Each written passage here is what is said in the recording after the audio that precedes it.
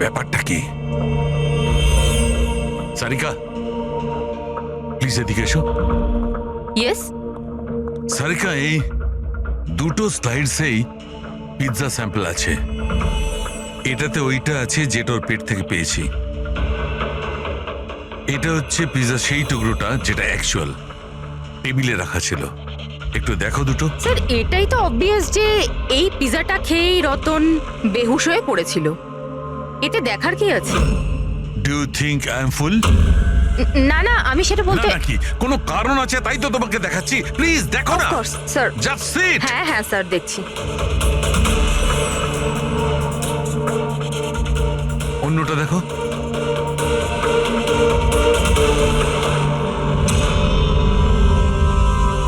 কি? তার মানে এই পিজাটা খেয়ে বেহুশ হয়নি? এক্স্যাক্টলি, আমি তোমাকে সেটাই দেখাতে চাইছিলাম। তাহলে কি খেয়েছিল?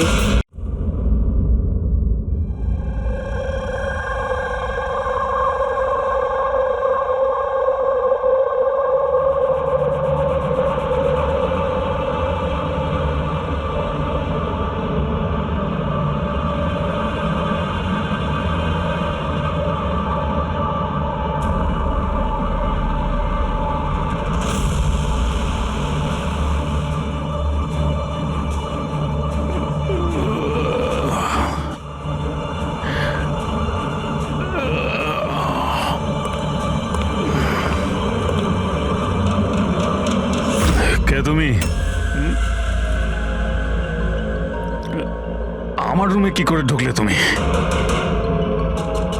হাউসকিপিং এখন ম্যানেজারকে ফোন করে কাজ থেকে বার করে দেবো। সরি রতন স্যার, অ্যাকচুয়ালি আপনার রুমের ফায়ার অ্যালার্ম হঠাৎ করে বেজে উঠলো, তাই আমি দেখতে এলাম সব কিছু ঠিক আছে কিনা। আমি দরজাটা নক করেছিলাম কিন্তু আপনি হয়তো ঘুমোচ্ছিলেন তাই খুললেন না, ওই জন্য আমি মাস্টার কি ইউজ করে ভেতরে ঢুকলাম। Are you fine? হ্যাঁ ফাইন, গো।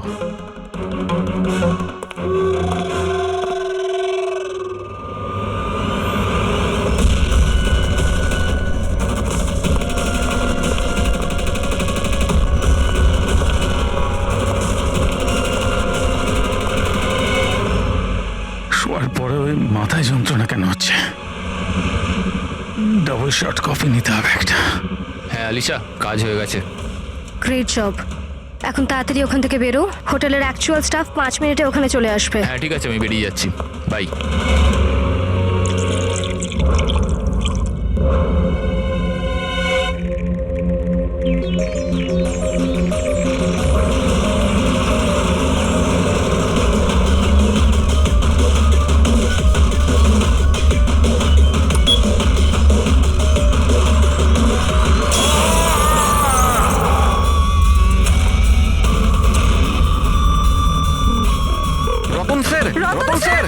দরজা খুলুন রতন স্যার। একটা কাজ কর, মাস্টার কি দিয়ে দরজাটা খোল।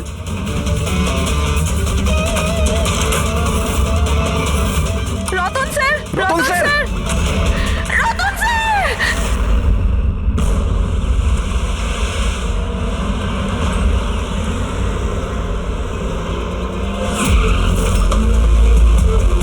যার খুন হয়েছে তার নাম কি? স্যার রতন বাবু আমাদের রেগুলার কাস্টমার, আর উনি খুব বড় ফিজিসিস্টও ছিলেন। ফিজিসিস্ট? হ্যাঁ স্যার। তার মানে ফিজিক্সে এক্সপার্ট উনি? হ্যাঁ স্যার। কটার সময় হয়েছে এসব? স্যার এই মোটামুটি সকাল 6:30টার সময়। দেখি সরে যান, সরে যান, সরে যান, সরে যান বলছি প্লিজ। সরে যান একটু।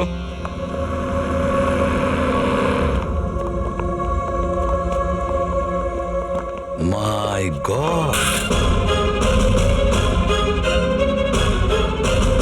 মাই গড, এর বুকের মধ্যে তো ডাট ঢুকে আছে।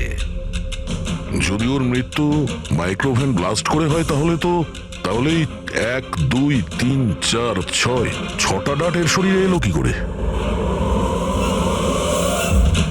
স্যার মাইক্রোওয়েভ ব্লাস্ট হয়নি, এখানে তো বন্দুক রাখা আছে।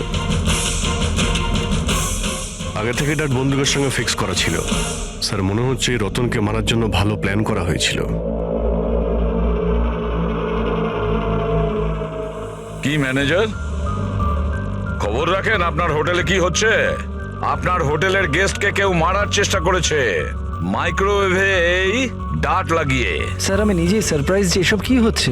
এখানে তোমার হোটেলের রুমে একটা মার্ডার হয়েছে, এর জবাবদিহি তো এই হোটেলকেই করতে হবে, আর তোমাকেও। কিন্তু স্যার আমায় এটা বলুন, আমরা আমাদের কাস্টমারদের কেন মারবো? জয়া জয়া তুমি বলো না স্যারদের। স্যারের চেক ইন করার আগে তুমি রুমটা ভালো করে দেখেছিলে না? হ্যাঁ স্যার। স্যার জিজ্ঞেস করুন নাকি। স্যার কাল রাত 11টার সময় উনি চেকিং করেছিলেন স্যার, আর 10:30টার সময় আমি নিজে চেক করেছিলাম সবকিছু ঠিক আছে কিনা, আর তখন মাইক্রোওভেনের ভেতর কোনো ডার্ট ছিল না স্যার।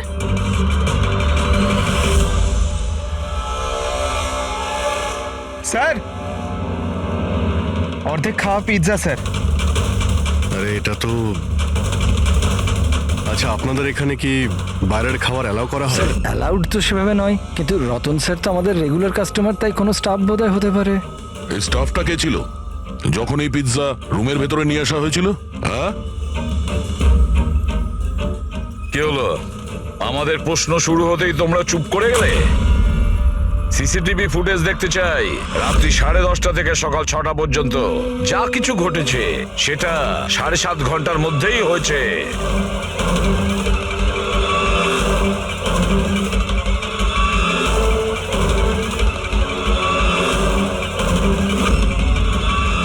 ওই দেখো, 10:30টার সময় রতনবাবুর রুমে গিয়েছে, 11:15টায় বাইরে এসেছে, 15 মিনিট।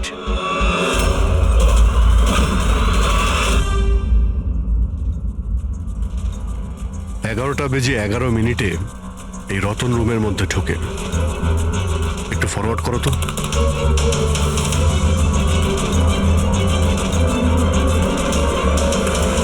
রাত্রি 11:30টার সময় এ এসেছিল রতনের সঙ্গে দেখা করতে।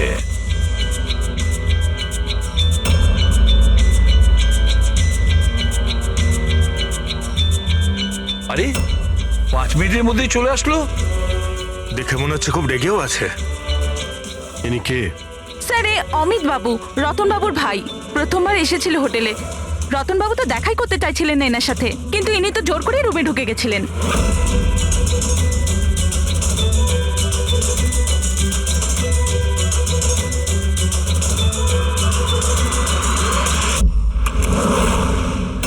আচ্ছা, তার মানে এই পিৎজা এইভাবে রুমের মধ্যে গিয়েছিল। ফরওয়ার্ড করো তো, ফরওয়ার্ড করো।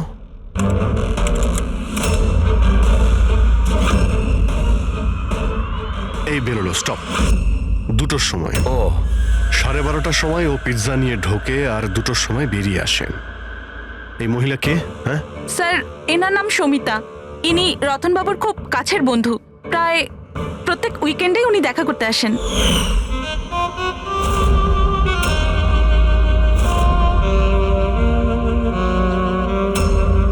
সুমিতা খুব কাছের বন্ধু, রাত্রি 12:30টার সময় আসে পিৎজা নিয়ে। রতনকে শেষ কল কোনো সমিতা নামের মেয়ে করেছিল, আর তার আগে অমিত নামে কেউ। স্যার হ্যাঁ পঙ্কজ, 1 সেকেন্ড, এই পাসপোর্টটা দেখুন স্যার। এতে এই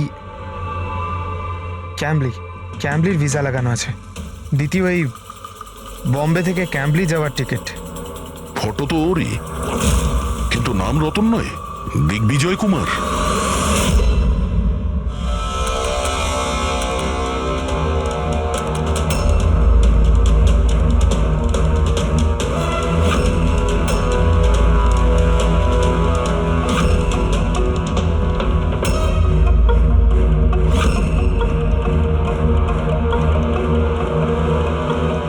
সকাল 6টার সময় হোটেলের স্টাফ মেম্বার রতনের রুমে যায় আর 6:30টায় বাইরে আসে, তার মানে রতনের মৃত্যুর আগে।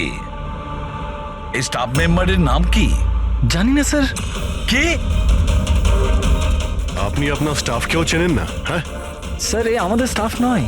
আমি খোঁজ নিচ্ছি স্যার, দেখছি। মুকুল খোঁজ নাও, এই লোকটাকে কোনো নতুন স্টাফ জয়েন করেছে কি? স্যার একটা কথা বুঝতে পারছি না, এই রতন একজন ফিজিসিস্ট ছিল, দেশের স্পেশালাইজ স্পেস প্রোগ্রাম নিয়ে কাজ করছিল, তাহলে জাল পাসপোর্ট কেন বানালো? সেটাই তো, কেউ কোনো ফিজিসিস্টকে মারার জন্য এত লম্বা প্ল্যান কেন করবে? পুরবি, এই ল্যাপটপ চেক করো একটু রতনের।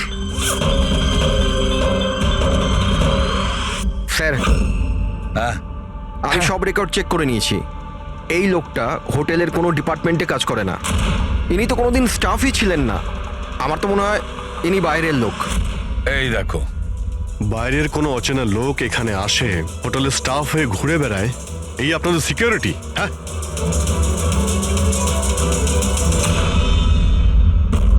হ্যাঁ পুরবি, কিছু পেলে? হ্যাঁ স্যার, ল্যাপটপ হ্যাক করলাম যখন কিছু সিক্রেট ফাইল পেয়েছি। গুপ্ত ইনফরমেশন রয়েছে দেশের সুরক্ষা সংক্রান্ত। মাই গড, এটা কি? কি হলো? স্যার, এই গুপ্ত ইনফরমেশন ও কাউকে বিক্রি করতে চাইছিল। এই দেখুন, এই ডিল রিলেটেড মেল পাঠিয়েছে কাউকে। এই দেখুন, সব আছে। এক্স্যাক্টলি এই গুপ্ত ইনফরমেশনটা কি যেটা রতন বেচতে চাইছিল? স্যার, আমাদের দেশের বর্ডারে কতজন সৈন্য রয়েছে, আর্মিদের কাছে কি কি ওয়েপেন আছে, সৈন্যের দল কোন কোন এরিয়াতে আর কোথায় কোথায় রয়েছে, সব ইনফরমেশন রয়েছে। যদি এই ইনফরমেশন কোনো ভুল লোকের হাতে পড়ে যায় তাহলে দেশের সুরক্ষার ক্ষতি হতে পারে। কিন্তু স্যার এই মিলিটারির কনফিডেন্সিয়াল ফাইলও পেলো কোথা থেকে? অবভিয়াসলি পঙ্কজ, কোনো সাধারণ লোকের কাছে তো এই ফাইল থাকবে না। এই ক্লাসিফাইড ফাইলস আর এই ডুপ্লিকেট পাসপোর্ট এর দিকেই ইশারা করছে যে এই রতন কোনো ফিজিসিস্ট ছিল না। এ কোনো শত্রু দেশের গুপ্তচর ছিল, যে নিজের কাজ করার পরে এই নকল পাসপোর্টের সাহায্যে দেশ ছেড়ে পালিয়ে যেত সারা জীবনের জন্য। স্যার এ তো অ্যাপ্রন খুলে ফেলে বাইরে বেরিয়ে যাচ্ছে। ফোনেও কথা বলছিল, মনে হয় ওর পার্টনার হবে। প্যাট্রিক, হোটেলের বাইরে যে কটা সিসিটিভি ক্যামেরা আছে সব কটা ফুটেজ চেক করো। স্যার যতক্ষণ না এই অচেনা স্টাফের ব্যাপারে জানা যাচ্ছে, এই সমিতা আর রতনের ভাই, এদের জিজ্ঞাসাবাদ করা যাক। স্যার, হ্যাঁ দা, স্যার এই রতন হয়তো ফিজিসিস্ট ছিল না, কোনো শত্রু দেশের গুপ্তচর ছিল স্যার। গুপ্তচর? হ্যাঁ স্যার, আমি ওর ব্যাগের থেকে এই নকল পাসপোর্ট পেয়েছি, আর ওর ল্যাপটপে এই গুপ্ত ফাইলস আছে স্যার, এই দেখুন। মাই গড, তাহলে খুব তাড়াতাড়ি রতনের বাড়ির লোকের সঙ্গে কথা বলতে হবে, আর ওই সমিতার সঙ্গেও। জানা তো যাবে যে রতন কোনো ফিজিসিস্ট ছিল নাকি কোনো গুপ্তচর। একে তো সবে আমার স্বামী খুন হয়েছে, আর এখন সিআইডির লোকেরা ওর উপর দেশের সাথে বিশ্বাসঘাতকতার অভিযোগ করছে। বৌদি, বৌদি নিজেকে সামলাও। এমনিতেই দাদার মৃত্যুর দুঃখে তোমার শরীর খারাপ। মিস্টার অমিত, আপনাকে কিছু প্রশ্ন করতে চাই আমরা। আপনারা একসঙ্গে একই বাড়িতে থাকেন, কিন্তু কাল রাতে আপনার দাদার পিছু পিছু হোটেল রুমে কি করতে গিয়েছিলেন? আমি পাঠিয়েছিলাম ওকে ওখানে। তুমি পাঠিয়েছিলে? কি জন্য? কারণ রতন দাদা পুরো প্রপার্টি নিজের নামে করে আমাদের বাড়ি থেকে বের করে দিতে চেয়েছিল। দলিলপত্রেও কিছু গন্ডগোল করেছিলেন উনি, আর নিজের ভাইয়ের ব্যাপারে তো কোনো চিন্তাই ওনার ছিল না। এই যে তুমি কি বলছো দিয়া? বৌদি প্লিজ। এইসব কথাগুলো তো বাড়িতেও হতে পারতো, তোমার হোটেলে যাওয়ার কি দরকার ছিল? স্যার, আমরা ঝগড়াঝাটি করে বাড়ির পরিবেশ খারাপ করতে চাইছিলাম না, আর দাদা এই টপিকটাকে অনেক দিন ধরে অ্যাভয়েড করছিল। এই জন্য আমার মনে হয়েছিল হোটেলে গিয়ে কথা বলেই ঠিক হবে। কিন্তু রুম থেকে তো তুমি খুব তাড়াতাড়ি চলে এসেছিলে, তার মধ্যেই সব কথা হয়ে যায়। স্যার, হোটেলের ঘরেও আমি কথা বলতে পারিনি। দাদা খুব ঘুমের মধ্যে ছিল আর ক্লান্ত ছিল, সেজন্য খিটখিটে হয়ে গেছিল। সেজন্য আমি রাগে ওখান থেকে বেরিয়ে আসি। এই এত বড় বাড়ি থাকা সত্ত্বেও রতন হোটেলে গিয়ে থাকতো? হ্যাঁ স্যার, রতন খুবই ইন্ট্রোভার্ট ছিল। ও সবসময় একলাই থাকতে চাইতো, যাতে ওর কাজে ও আরো বেশি করে মন দিতে পারে। বাড়িতে থাকলেও ও প্রায়ই ওর ঘরেই থাকতো। রবি, বাড়িতে ওর যখনই ডিস্টারবেন্স মনে হতো ও তখনই হোটেলে প্রায়ই চলে যেত।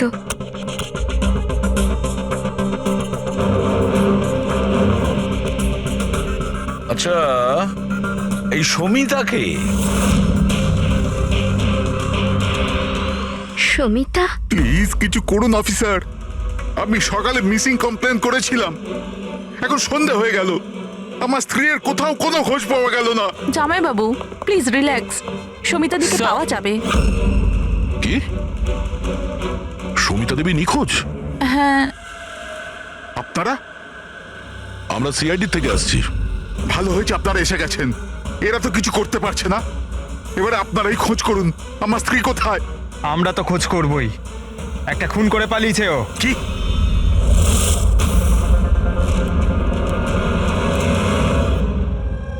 যদিও রতন আইনত আমার স্বামী ছিল,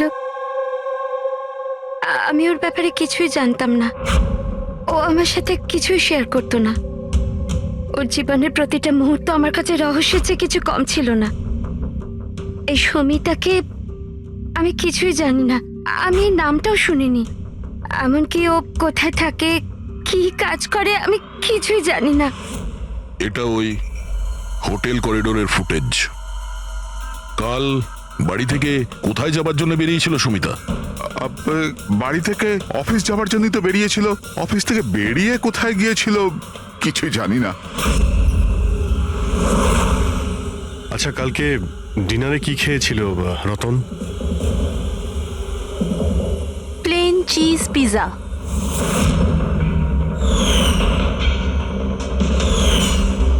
তাই না বৌদি? হ্যাঁ, প্লেন চিজ পিৎজা, অদ্ভুত ব্যাপার না অভিজিৎ? হোটেলেও পিৎজা, আবার বাড়িতেও পিৎজা। দাদা হোটেলেও পিৎজা খেয়েছিল?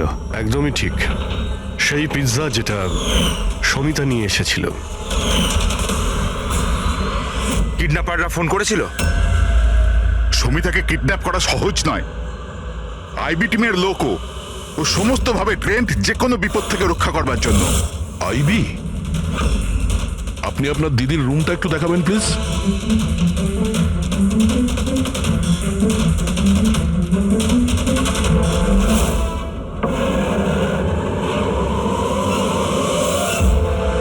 স্যার, এটাই হলো দিদির ঘর।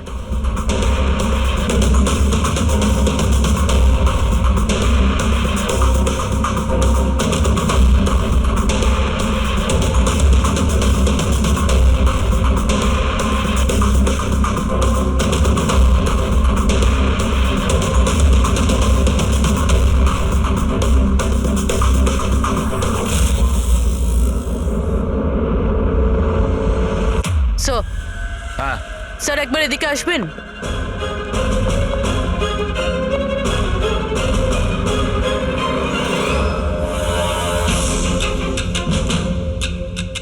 এই দেখো,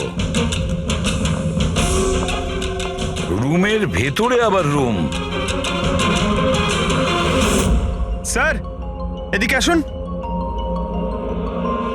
এই দেখুন, এই কম্পিউটার হ্যাক হয়েছে স্যার। একটা কাজ করো, পুরো ঘরের তল্লাশি নাও। দাড়ি আর উইক্স, ওহো, অস্থেটিক্স। অভিজিৎ, দেখছো এসব?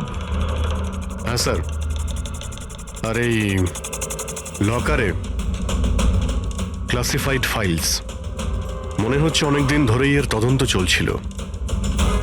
শুধু তাই নয় স্যার, কেউ তো আছে যে ওর ওপর নজর রাখছিল, ওর কম্পিউটারের একটা অ্যাক্টিভিটির ওপর নজর রাখছিল।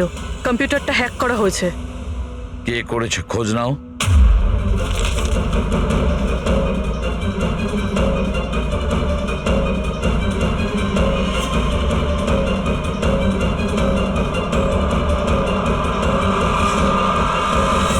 এবার কি বলবেন আপনারা এই ব্যাপারে?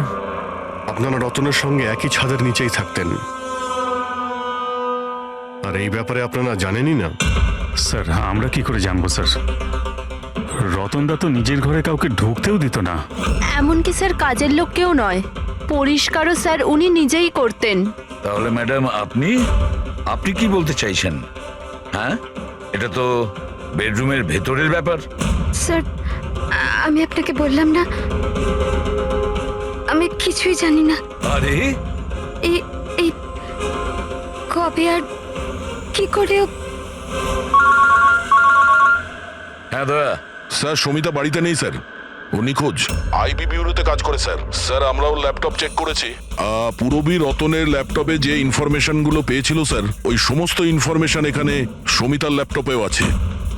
এই ইনফরমেশনটা লিক করে দেশ ছেড়ে পালিয়ে যাওয়ার চিন্তা ছিল। তাহলে দয়া, এই সমিতা আইবিতে চাকরি করত, তার মানে দেশের সমস্ত তথ্য ওর কাছে আগে থেকে ছিল, যেগুলো ও রতনকে দিত আর রতন সেগুলোকে বিক্রি করত, আর দুজনেই এর থেকে রোজগার করত। হ্যাঁ স্যার, কিন্তু এইবার ও ডবল ক্রস করে দিয়েছে রতনকে। ও ওকে প্রাণে মেরে দিয়েছে আর মেরে এখান থেকে পালিয়ে গেছে। এই সমস্ত ইনফরমেশন জোগাড় করো আর ব্যুরোতে নিয়ে এসো।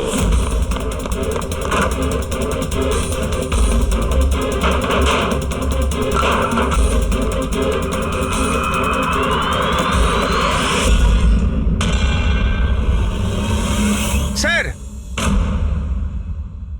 স্যার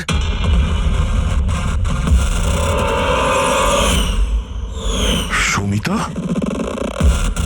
সমিতা! হ্যাঁ দয়া, স্যার এই বিক্রম আর অঞ্জলি এদের যে অ্যালাবাইজ আছে ওগুলো আমরা চেক করেছি। যখন খুন হয়েছিল ওই রাতে বিক্রম গ্র্যান্ড রোডে ট্রাফিক জ্যামে ফেসেছিল আর প্রায় রাত 2টোর সময় বাড়িতে পৌঁছেছে। আর এই অঞ্জলি? স্যার এই অঞ্জলিও রাত্রির 12টা পর্যন্ত কাজ করেছে আর প্রায় রাত্রি 1:30টার সময়ও বাড়িতে পৌঁছেছে। দয়া, এসব দেখে মনে হচ্ছে এটা সাধারণ কেস নয়, দেশের সুরক্ষার সঙ্গে জড়িয়ে রয়েছে। স্যার, হ্যাঁ স্যার এই দেখুন স্যার, ঠিক ব্লাস্টের আগে ওই সকাল 6টা সাড়ে 6টা নাগাদ এই লাল গাড়িতে একজন মহিলা বেরিয়েছিল। স্যার, হ্যাঁ, ওই যে নকল হোটেল স্টাফটা ছিল না, ও তখনই বেরিয়েছে কিন্তু অন্য গেট থেকে। এই দেখুন। পুরবী, কটা নাগাদ গাড়ি এসেছিল? 6টা নাগাদ। বেরিয়েছে 6:30, মানে আধ ঘন্টা পরে। আচ্ছা ছবিটা একটু জুম করো তো, দেখি তো একটু। পুরবী, আমাদের ডেটাবেসে কিছু নাম আর ফেস আছে যারা দেশের ক্ষতি করতে পারে। এটা বেইমান আর গুপ্তচরের লিস্ট। এদের ফেসটা স্ক্যান করো আর ওদের সঙ্গে ম্যাচ করে দেখো। আর পঙ্কজ, আরটিও থেকে জানো যে এই গাড়ি কার নামে রেজিস্টার করা আছে। স্যার, হ্যাঁ, কেসটা কিন্তু ভীষণ কনফিউজিং। কিছুই মাথায় ঢুকছে না যে আসল ব্যাপারটা কি। ঠিক, একটা কথা পরিষ্কার যে দেশের সুরক্ষার সঙ্গে যুক্ত, অর্থাৎ যে এই রতন আর সমিতাকে মেরেছে না, সে কোনো সাধারণ ক্রিমিনাল বা অপরাধী নয়। বিষয়টা অন্যরকম। ওহো, হ্যাঁ দয়া, কি হচ্ছে? কিছু পেয়েছো? হ্যাঁ স্যার পেয়েছি। এই মেয়েটা ছেলেটা ওই লিস্টে নেই স্যার যারা দেশের শত্রু, বরঞ্চ সেই লিস্টে আছে যারা দেশের সঙ্গে বেইমানি করে তাদেরকে ধরে মেরে দেয় স্যার। এরা দুজনেই আইবি অফিসার্স, আলিশা আর ঈশান। এসিপি প্রদ্যুমান, আমি আপনার খুব সম্মান করি, তাই আমি কিছু বলছি না। যদি এই অভিযোগটাই অন্য কোনো অফিসার করতো তাহলে সে এতক্ষণে খুব পস্তাতো। শেখরবাবু, আপনি আইবির হেড, সেই জন্য আপনার এই হুমকি দেওয়া কথা সহ্য হতো না। এসিপি স্যার, আমি হুমকি দিচ্ছি না, আপনার অভিযোগের উত্তরগুলো দিচ্ছি। আপনি খুব সহজেই আমাদের ওপর রতন আর সমিতার খুনের অভিযোগ লাগালেন। আপনার কি মনে হয় যে ওরা দেশের শত্রু ছিল তাই আমরা ওদেরকে মেরে দিয়েছি? আমি অভিযোগ করছি না, আমি সরাসরি প্রশ্ন করছি। এই যা কিছু ঘটেছে সেটাই কি সত্যি?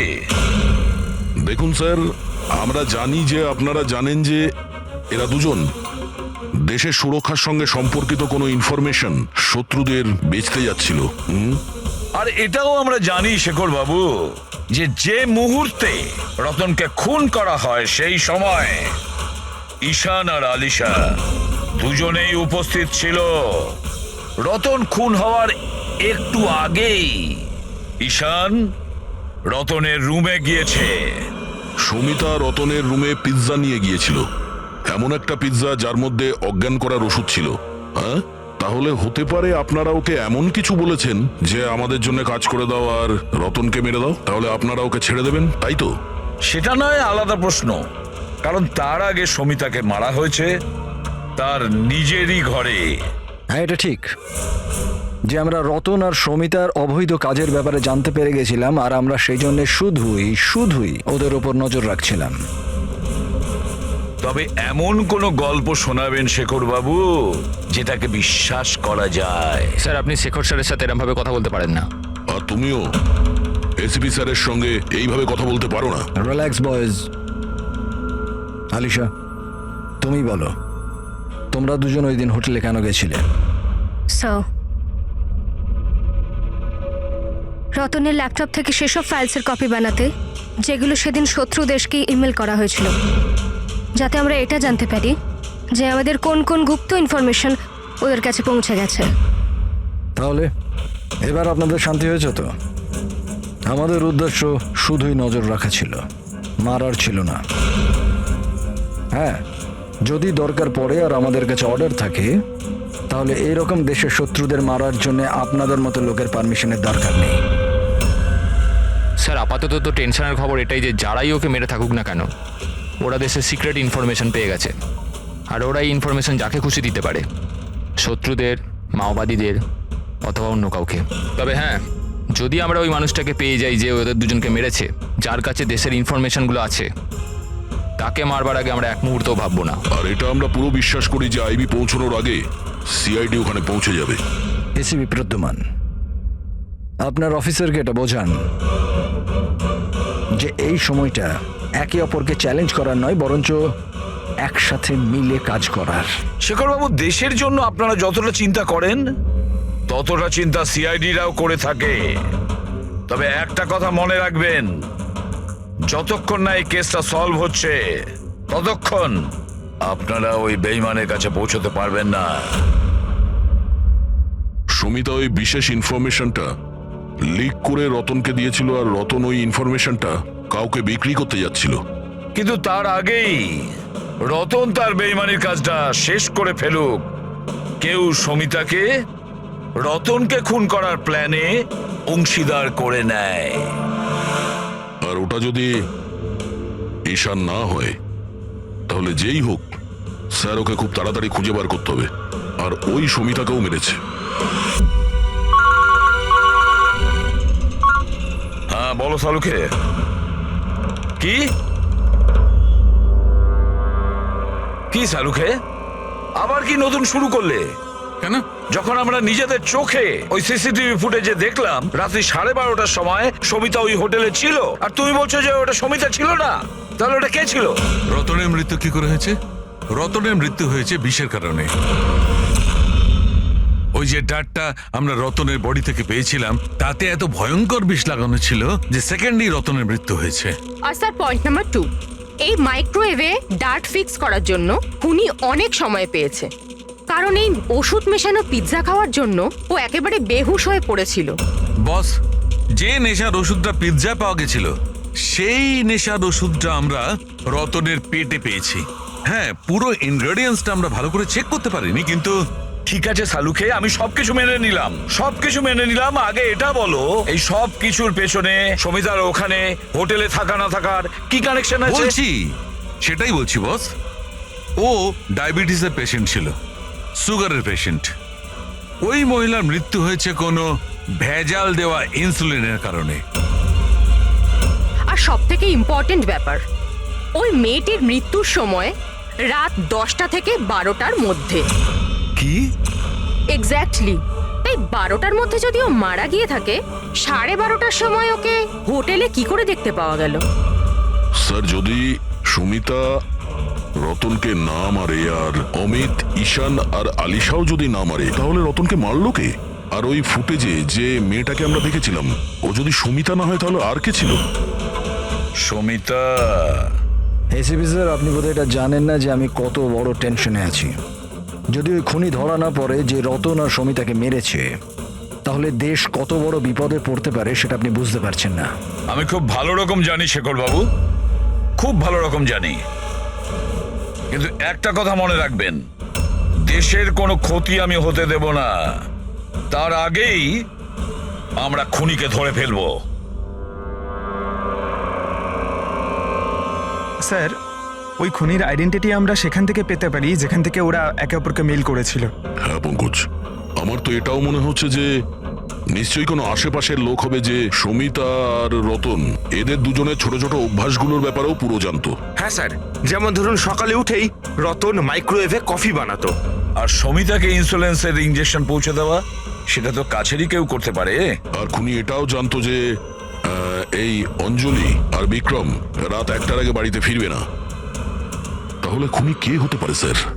স্যার, একটা কথা বুঝলাম না, এই রতন আর সুমিতা একে অপরকে 2 বছর ধরে চেনে, দেশদ্রোহিতা করার কথা 3 সপ্তাহ আগে ভাবলো, এরকম হঠাৎই? হ্যাঁ স্যার, ব্যাপারটা কিরকম অদ্ভুত স্যার। এই 3 সপ্তাহ আগে এদের তো কোনো রেকর্ডও ছিল না গুপ্ত খবর পাচার করার জন্য। এসবের সাথে তৃতীয় বেইমানের কি সম্পর্ক? We are running out of time. হ্যাঁ স্যার, আমরা সমস্ত প্রমাণের তালা খুলে ফেলেছি, কিন্তু আমরা সেই দরজাটা খুঁজে পাইনি যেটা আমাদের তৃতীয় গুপ্তচরের কাছে নিয়ে যাবে। আছে, তৃতীয় দরজা আছে, আর এই তৃতীয় রাস্তাই আমাদের গুপ্তচর পর্যন্ত পৌঁছে দেবে। সেটা কি? ওই দরজার নাম পিজা। পিজা। ওই মহিলা যে কালো চশমা পড়েছিল, মাথায় কোকড়ানো চুল, পিজা নিয়ে গিয়েছিল সমিতা সেজে, সেদিন ও পিজা নিয়ে এসেছিল বাইরে থেকে হোটেলের ভেতরে। আর ওটাও এই জন্যই করেছে যে ওর ওই পিৎজার মধ্যে ঘুমের ওষুধ মেশানো দরকার ছিল। যদি হোটেলে অর্ডার করতো তাহলে ও সুযোগও পেত না এবং সময়ও পেত না ওই ওষুধটাকে পিৎজার মধ্যে মেলানোর জন্য। আর হোটেলের লোকেরাও কিছু বলেনি, কারণ ওরা ওকে চেনে। দয়া, ওই হোটেল রয়্যালের আশেপাশে ওই পিজালো ব্র্যান্ডের যে কটা দোকান আছে সেখানে খোঁজ নাও, সবকিছু পরিষ্কার হয়ে যাবে।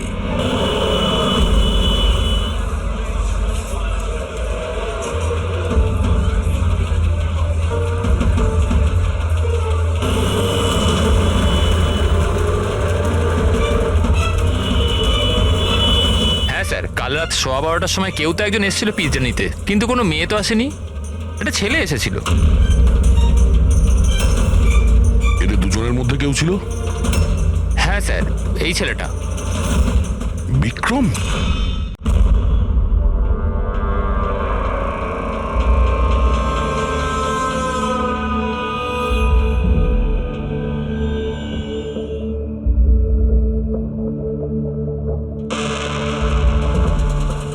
ব্যাপারটা কি? সারিকা, প্লিজ এদিকে এসো। ইয়েস।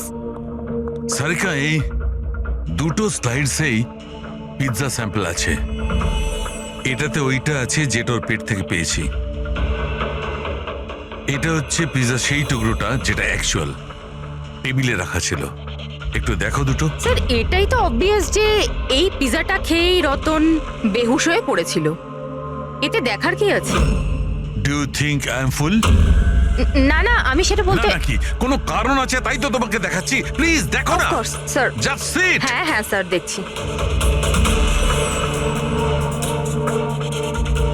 অন্যটা দেখো।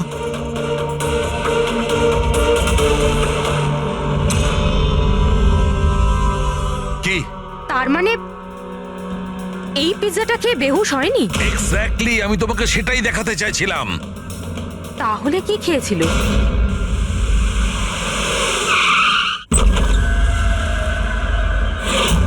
বিক্রম? বিক্রম? বিক্রম এর কি হলো? এই বিক্রম, ফ্রেডি, তাড়াতাড়ি অ্যাম্বুলেন্সে ফোন করো। এই কোন জিনিসের দিকে ইশারা করছে? ফোনে?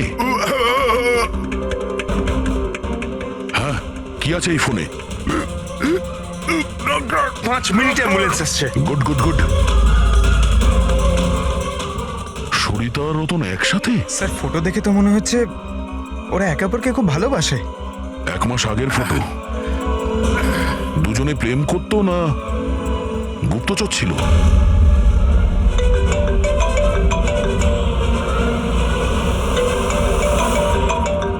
ডক্টর সালু আরে ভাই, এই কেসটা তো একটা নতুন মোড় নিয়ে নিয়েছে। আবার কি হলো? মনে আছে ওই পিৎজা, ওই যে পিৎজাটা যেটা রতন খেয়েছিল, যার কারণে ঘুমিয়ে পড়েছিল? হ্যাঁ হ্যাঁ, ওই পিৎজা যেটা ওই নকল সমিতা হোটেলে নিয়ে গিয়েছিল। আরে ভাই, এইটাই তো খটকা। আসলে রতন ওই পিৎজাটার কারণে অজ্ঞান হয়নি। রতন অজ্ঞান হয়েছে অন্য কোনো জিনিস খাওয়ার ফলে। ও হয়তো হোটেলে আসার আগেই সেটা খেয়েছিল। হোটেলে আসার আগে? অভিজিৎ বলেছিল যে হোটেলে আসার আগে রতন পিৎজাই খেয়েছিল। আচ্ছা, কালকে ডিনারে কি খেয়েছিল রতন? প্লেন চিজ পিৎজা, তাই না বৌদি?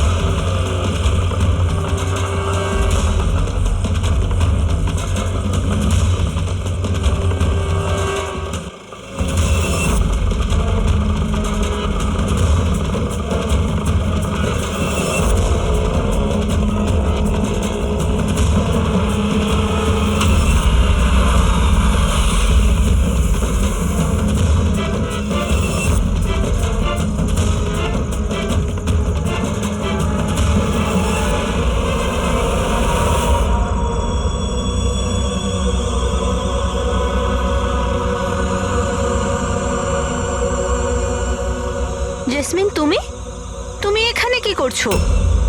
এনারা আমাকে কিছু ইনফরমেশন নিয়ে আসতে বলেন। আমি কিছু জানতামই না ওই ইনফরমেশনের ব্যাপারে। এনারা আমাকে বলেন যদি আমি না আসি তো এনারা আমাকে মেরে দেবেন। এই জন্য আমি এখানে এলাম। তোমরা কারা? আমাদের তিনজনকে এখানে এভাবে ঠকিয়ে আনার মানে? দেশকে যাতে কেউ ঠকাতে না পারে সেই জন্য আমাদের কখনো কখনো আসামিদের ঠকাতে হয়। আইবি উইন। আপনারা তারাই না যারা রতন দাদাকে মেরেছেন? রতনকে কে মেরেছে আর কি মারেনি সেই সত্যটা খুব তাড়াতাড়ি সামনে আসবে। কিন্তু দিয়া, অমিত, আরও একটা সত্যি সামনে আসা বাকি। সেটা কি? সেটা হলো যে তোমাদের দুজনের এটা জানা উচিত যে তোমরা একটা দেশদ্রোহীর সাথে থাকছো, তাই না জাসমিন?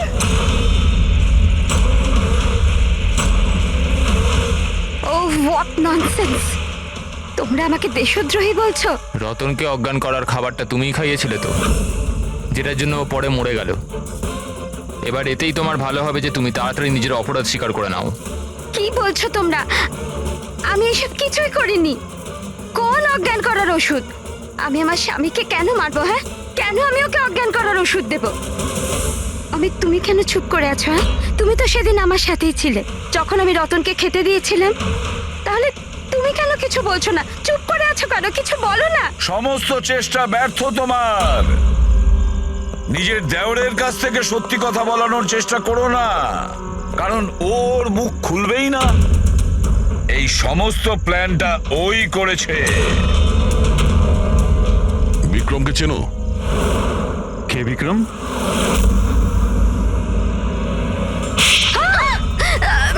অমিত, আপনারা এদিকে আসুন। সেই বিক্রম যাকে সমিতার রতনের এক্সট্রা ম্যারিটাল অ্যাফেয়ার সম্পর্কে তুমি জানিয়েছিলে আর কিছু ফটোও পাঠিয়েছিলে হ্যালো মেসেঞ্জারে। এই দেখো, ডিসপ্লে পিকচারে তোমার মুখ আছে। কিছু মনে এলো? এটা কি? এই সমিতার রতনের ফটোগ্রাফস বিক্রমকে হ্যালো মেসেঞ্জারে জেসমিন পাঠায়নি, অন্য কেউ পাঠিয়েছে। অমিত, দেশের ক্ষতি করার আমার কোনো উদ্দেশ্য ছিল না স্যার। এই যে বিশ্বাসঘাতক গুপ্তচর যে অ্যাঙ্গেলটা, এই সব কিছু আমার গেম প্ল্যান ছিল, যাতে আমি আইনকে ভুল বোঝাতে পারি। পুরো ব্যাপারটা ডিটেলে বলো। এইসব তুমি কেন করতে গেলে? স্যার, এই সব কিছু একটা গেম প্ল্যান ছিল, যাতে রতনের মৃত্যুর অভিযোগ আমার ওপর না আসে আর সমিতার মৃত্যুর অভিযোগ বিক্রমের ওপর না যায়। সেজন্য আমি এই বিশ্বাসঘাতক গুপ্তচরের গল্প পেতেছিলাম। কিন্তু রতনকে মারতে কেন চাইছিলে তুমি, হ্যাঁ? ও আমাকে আর দিয়াকে এই বাড়ি থেকে বাইরে বার করে দিতে চাইছিল। যদি এটা ও করে দিত আমি তাহলে কিচ্ছু করতে পারতাম না। কিন্তু আমার ভাগ্য ভালো ছিল যে সেই সময় আমি রতন আর সমিতার লাভ অ্যাফেয়ারের ব্যাপারে সবকিছু জানতে পারি। আর তখনই আমি এই সমস্ত প্ল্যানটা বানাই। আমি সমিতার হাজবেন্ড বিক্রমকে তার বউয়ের বিশ্বাসঘাতকতার প্রমাণ দিই। রাত তো এত হচ্ছে আমার যে মনে হচ্ছে ওকে ডিভোর্স দিয়ে দিই, কিন্তু কি করি, তাতে তো আমারই লোকসান। যদিও আমাকে ছেড়ে দেয় তো আমি নিজেই পথে বসে যাব। তাহলে ডিভোর্স দিও না, তার থেকেও বড় কিছু ভাবো। মেরে ফেলবো ওকে? তারপর আমি আর বিক্রম রতন আর সমিতার কম্পিউটারে ওদের নামে ইমেল অ্যাকাউন্ট বানাই। রতনের নামের ইমেল আমি পাঠাতাম আর সমিতার নামের বিক্রম। ওই রাতে হোটেলে বিক্রমই সমিতা সেজে গিয়েছিল। যখন ও ঘরের ভেতর ঢুকেছিল তো ও দেখলো যে রতন গভীর ঘুমের মধ্যে আছে। ব্যাস, তারপর ও মাইক্রোওভেনে ডার্ট ফিট করলো, একটু পিৎজা খেলো, নেশার ওষুধ মেশালো আর তারপর ঘর থেকে চলে গেল। আর সমিতাকে ওই বিষাক্ত ইনসুলেশন তুমিই দিয়েছিলে তো? হ্যাঁ, হোটেল যাওয়ার আগে আমি সমিতার বাড়ি গিয়েছিলাম।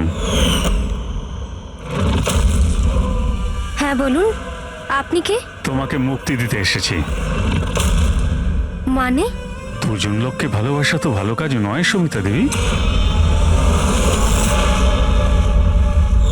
হোটেলের রুমে রতনের সঙ্গে কেন দেখা করতে গিয়েছিলে? কারণ তুমি তো অনেক আগে থেকে এসব প্ল্যান করে রেখেছিলে।